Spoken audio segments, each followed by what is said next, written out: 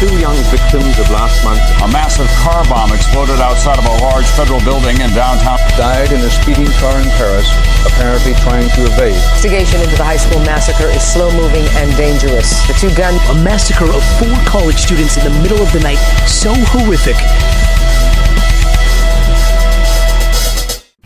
It's January the 27th of 1967. If it's your birthday, happy birthday. But if it's your bar mitzvah, happy bar mitzvah. But we see the Saturn 1B and the Apollo command module. Does this look familiar to you? Obviously.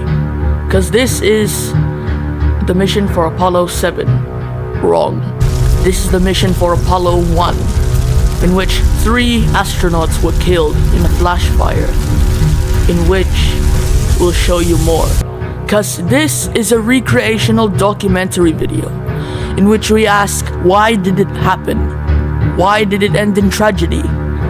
And what more safety regulations were imposed after the fire of Apollo 1? In which we'll ask ourselves how, what, and why it was breathable but flammable.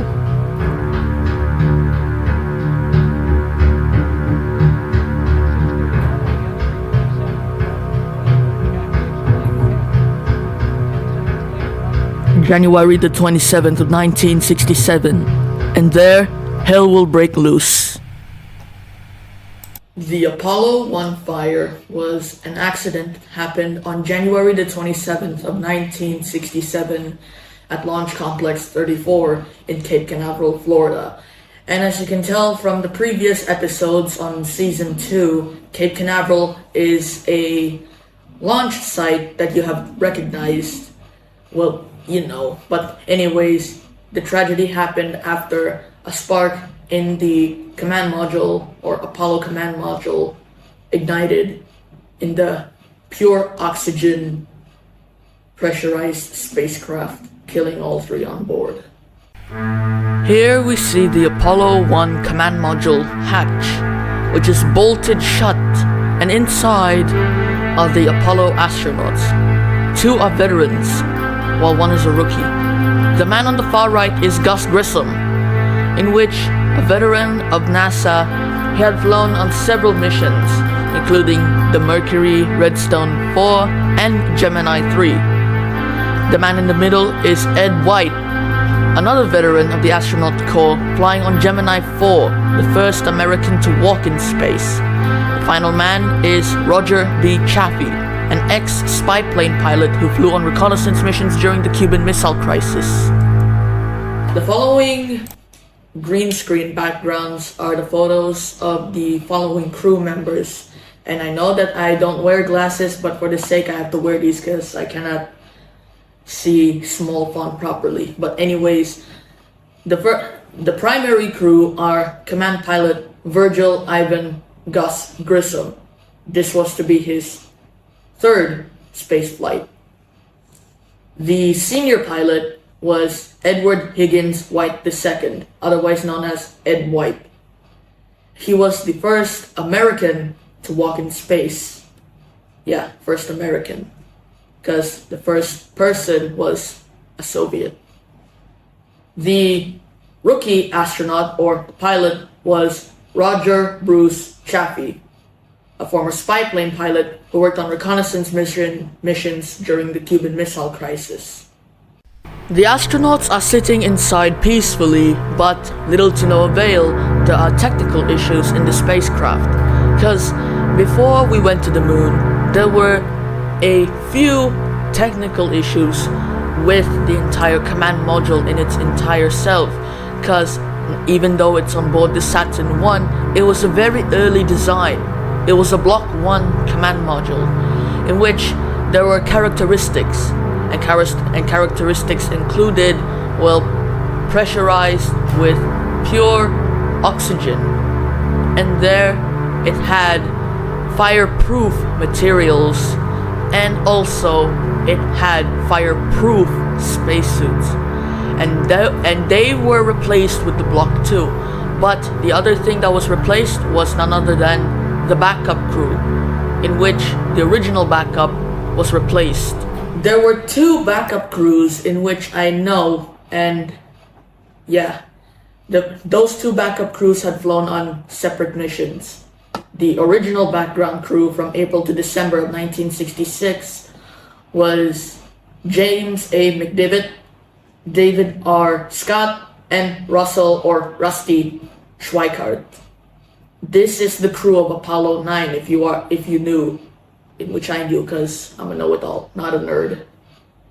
And then the backup crew got replaced by three new astronauts, in which they are Wally Schirra, Don F. Isley, and Ronnie Walter Cunningham. This is the crew of Apollo 7, as you can tell. The rocket destined to take our three amigos is a Saturn 1B, a successor to the Saturn 1 and a predecessor to the Saturn 5, in which it is a two-stage rocket, in which the stages include the S-1B, in which it will take the astronauts, and then the S-4B, and the actual Apollo spacecraft. The rocket that was originally planned to take the astronauts to the moon was the Saturn 1B. It was a successor to the previous rocket known as the Saturn 1, and the predecessor to the Saturn 5, the main moon rocket that can take astronauts to the moon.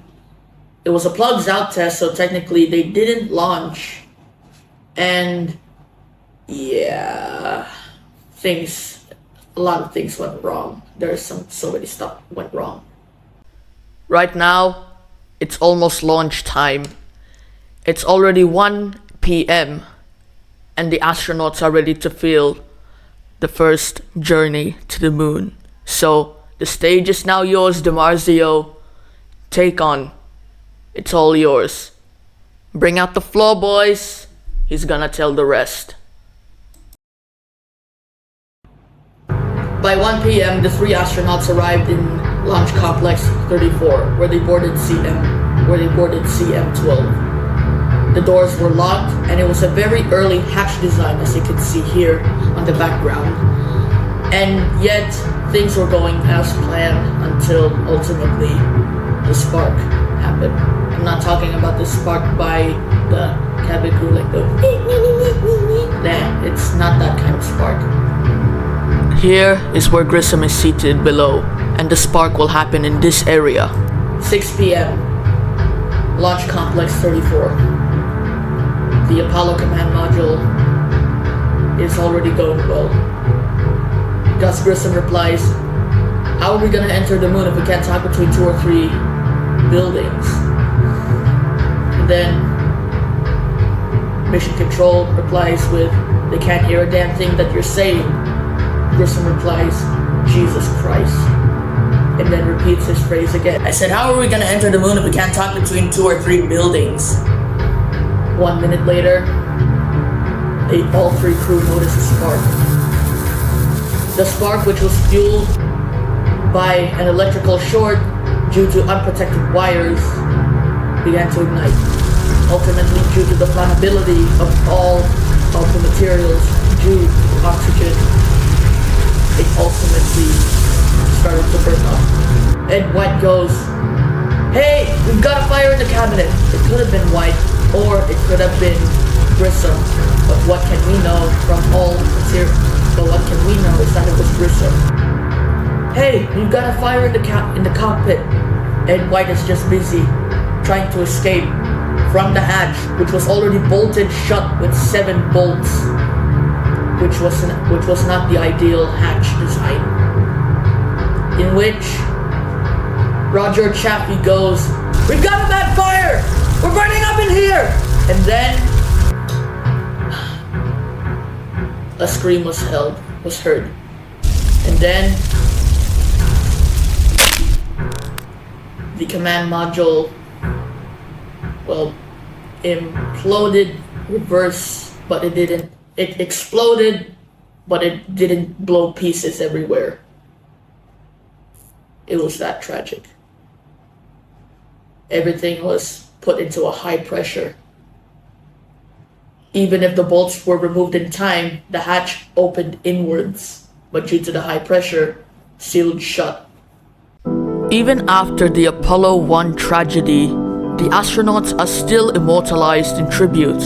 For example, like this one from NASA.